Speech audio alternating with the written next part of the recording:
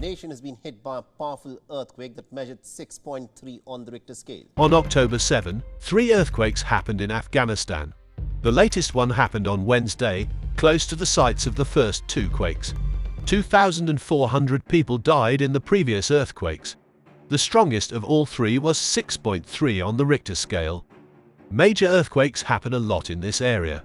The US Geological Survey says that earthquakes happen a lot in Afghanistan and the areas around it, because the Arabia, Eurasia, and India plates are constantly moving and interacting with each other. The people who lived there still didn't know when the ground started to shake.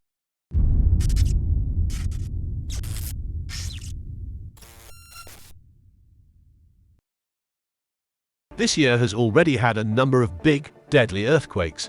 The most recent ones are just the latest. At least 120 years have passed since the last time an earthquake of this size hit Morocco. It happened on September 8. The 9th of September, and our main story this morning is the strong earthquake which has hit central Morocco And had a magnitude of 6.8. There were more than 2,900 deaths, according to the government. According to the USGS, there are also a lot of earthquakes in the Mediterranean area. However, North Africa doesn't have many of these particularly strong earthquakes. The earthquake in Morocco was caused by a reverse fault, which is when 2 tectonic plates slowly bump into each other and make the Earth's crust thicker. In the form of an earthquake, the stress from the collision quickly goes away. Syria and Turkey were both hit by a 7.8 magnitude earthquake on February 6. About 3 hours later, there was another 7.5 magnitude earthquake in the area. Over 50,000 people were killed and over 5,600 houses were destroyed by the earthquakes. Every so often, earthquakes happen along 2 big fault lines that run through Turkey. Though they don't happen as often, bigger earthquakes do happen regularly. Turkey had an earthquake in November of last year that was 5.9 on the Richter scale. The Aegean Sea between Turkey and Greece was shaken by an earthquake in 2020 that was 7.0 on the Richter scale. It is still not possible for experts to tell exactly when an earthquake will happen, even though they have a much better idea of where they are likely to happen. People are more likely to be caught off guard by the shaking earth, which makes the death and damage that follows worse. Here is some new information on how to measure and predict earthquakes, along with some old information to help you remember them after the recent disasters. When big pieces of the Earth's crust quickly move past each other, this is called an earthquake. The Earth's core is a layer that moves very slowly over millions of years. These blocks, called tectonic plates, sit on top of it. That means that continental plates move around over time. Another way they can move is by sliding on top of each other. This is called subduction. Seismic activity is highest where 2 tectonic plates meet. Faults are the rough spots on the ground where pieces of Earth slide past each other. It builds up pressure across the edges of moving plates, but friction keeps them in place. When the former is stronger than the latter, the ground shakes because the energy that had been stored up is released. Scientists know a lot about these types of earthquakes, like the ones that happen in California along the San Andreas Fault and Turkey's East Anatolian Fault. But earthquakes can happen inside tectonic plates because the pressure along their sides can bend them in the middle. It is harder to find and measure these risks. Professor of Geophysics at Stanford University Greg Barosa said, "We don't understand these within-plate earthquakes as well as we could." He also said that an earthquake inside a tectonic plate is harder to spot than one that happens at a fault line. It is no longer popular to use the Richter scale, which was created by Charles Richter in 1935 to measure earthquakes in Southern California, because the difference between the smallest shakes and tremors that knock down buildings is so great. It uses a logarithmic scale instead of a linear scale. A magnitude 7 earthquake is 10 times stronger than a magnitude 6 earthquake and 100 times stronger than a magnitude 5 earthquake at the same level of depth. To get a rough idea of how big an earthquake is, the Richter scale measures the highest frequency of seismic waves. The Richter scale measures the height of the biggest wave, not the size of the rock or the size of the waves. This is because an earthquake is like dropping a rock into a pond. There are also differences in the shapes, sizes, densities, and arrangements of the rocks during an earthquake, so the waves don't move through a smooth surface like water. Lots of different kinds of waves can also hit solid rock. Different rock formations can weaken or strengthen smaller shocks. When it was first made, Richter scale, which had its foundation on Southern California, helped people compare earthquakes. But now it doesn't give a full picture of risks and is less accurate for bigger events. Likewise, it doesn't take into account some of the specifics of other earthquake-prone areas of the world, so it's not very helpful for people who are trying to build buildings that can stand up to them. Stephen McCabe, who is in charge of the Earthquake Engineering Group at the National Institute of Standards and Technology, said, "We can't use that in our design calculations. We deal in displacements. One other way to talk about earthquakes is in terms of displacement, or how much the ground actually moves. A second one is the moment magnitude scale. Using more accurate equipment and faster computers, it takes into account different kinds of seismic waves and gives a reliable way to compare seismic events. Most of the time, moment magnitude is used when talking about the size of an earthquake in the news, like the recent 7.8 magnitude quake in Turkey. As a substitute for the size of the earthquake, this is still useful." Maureen Dinol, an earthquake researcher at Harvard University, said that it can take up to a year to figure out the size of an event like the 2004 Indian Ocean earthquake if only indirect readings are used. She said, "We like to use peak ground acceleration. Scientists have found this to be the most useful way to measure how the ground's speed and direction change." In other words, earthquake scales have become a lot more complex and specialized over time, but that has also helped engineers and scientists get much more accurate readings, which is very helpful when making plans for them. A lot of trick artists and fake scientists have been saying for a long time that they can predict earthquakes, which makes scientists wary of the idea. It goes without saying that their claims have now been thoroughly examined. Scientists pretty have a good sense of predicting where earthquakes might occur. It is possible to find possible seismic hotspots and the types of tremors that happen there by using historical records and geologic readings. There are real-time maps of fault lines and seismic events from the US Geological Survey and NOAA that you can look at. Although there is still a lot of uncertainty about when shaking will happen, that issue has been studied by many seismologists for many decades. Berosa said, "We're not saying that there will be earthquakes soon. We don't have all the information that's needed for that. The forces that cause earthquakes move slowly over a large area, but quickly spread out over a small area, making it hard to predict when one will happen. The fact that forces that have built up over millions of years across continents can quickly destroy cities is unbelievable. High-resolution measurements taken deep underground over many decades, if not longer, along with complex models, would be needed to predict earthquakes. That said, it probably won't give you an hour's worth of extra time even then. And finally, there are too many factors to consider, and not enough tools to properly examine them. A small earthquake called a foreshock can happen before a bigger one, but it's hard to tell them apart from the hundreds of smaller ones that happen every day. Texts and tweets can actually get there before earthquake waves in extremely short amounts of time. Japanese people in Tokyo, which is 232 miles away, got signs about the 2011 Tohoku earthquake from places close to the epicenter. This gave people there about a minute to get ready.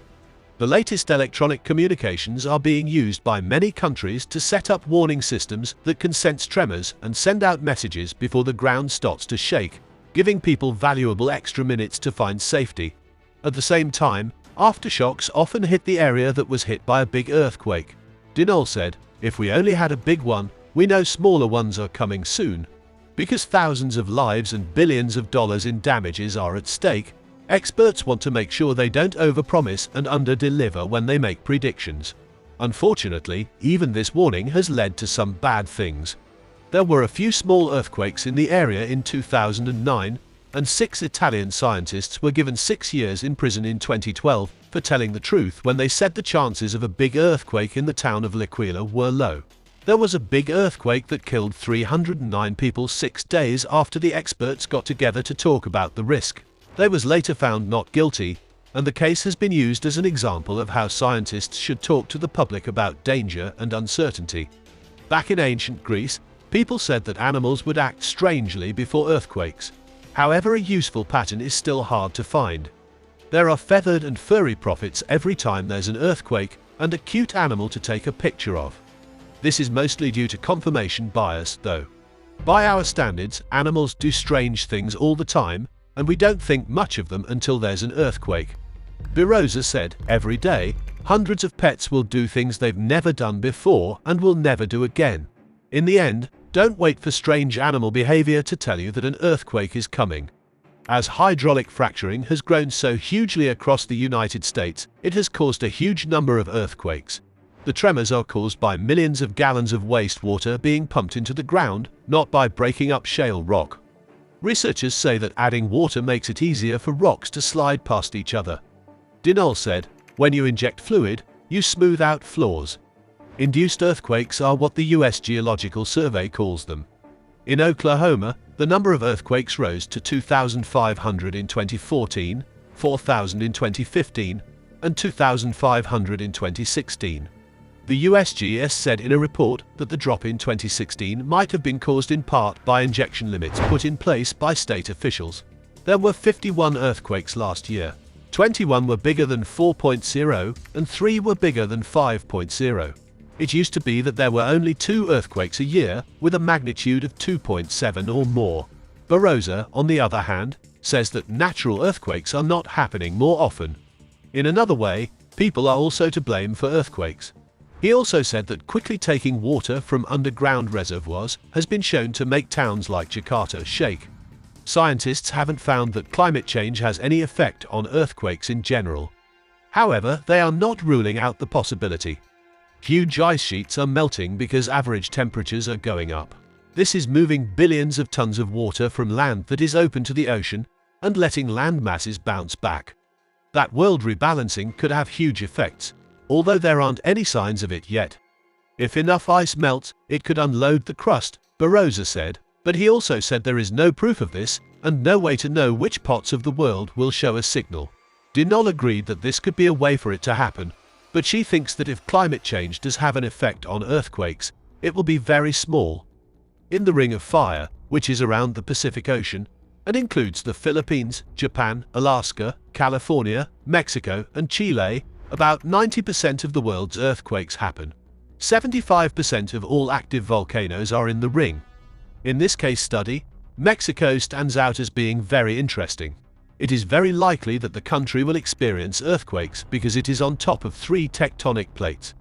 More than 10,000 people were killed in an earthquake in the city in 1985. The geology of the area, according to Dinol, means that tremors from nearby places are directed toward Mexico City. This means that any earthquake activity is dangerous. An island in the middle of a lake is where the capital of Mexico is now located. This is where the old Aztec city of Tenochtitlan stood. Shaking from earthquakes is made worse by the dry lake bed that is now the base of the modern city. There was a bigger earthquake in 1985, and its seismic waves had a longer time between peaks and dips.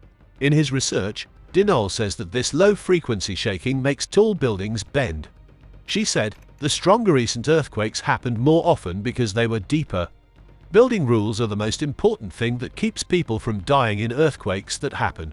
It is possible to save thousands of lives by designing buildings that can move with the ground while still standing. However, putting these plans into action can be expensive and often turns into a political problem. The information has to be used eventually, and McCabe said, that information can pretty much be used in new construction. Older stock and buildings that are already there are scarier. People who live in places that often have earthquakes know this well.